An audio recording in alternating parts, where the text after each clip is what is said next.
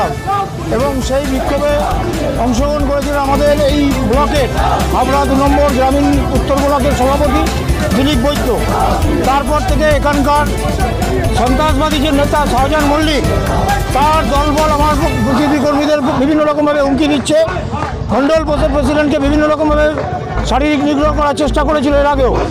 গতকাল এখানে তৃণমূলের একটা গোষ্ঠী যারা আবাস যোজনার তালিকায় থাকার কথা ছিল তাদের নাম বাদ দেওয়া হয়েছে, যার ফলে সেই তৃণমূলের কর্মীরা এই পঞ্চায়েত অফিস যখন ঘেরাও করে তখন দিলীপবাবু এখান থেকে পাস করছিলেন, তার গাড়ি দাঁড়ি করিয়ে তাকে ব্যাপকভাবে মারধর করা হয় এবং নাকের হাড় ভেঙে দেওয়া হয় এবং তিনি আজকে মৃত্যুর সঙ্গে পাঞ্জা লড়ছেন হাবড়া অশোকনগর স্টেট জেনারেল হাসপাতালে।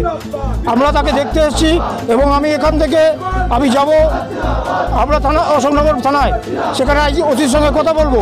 24 ঘন্টার মধ্যে যদি অপরাধীরা গ্রেপ্তার না করা হয় তাহলে আগামী দিনে যদি আইন শৃঙ্খলার অবনতি হয় তার জন্য দায়ী থাকবে মমতা বন্দ্যোপাধ্যায় পুলিশ প্রশাসন এবং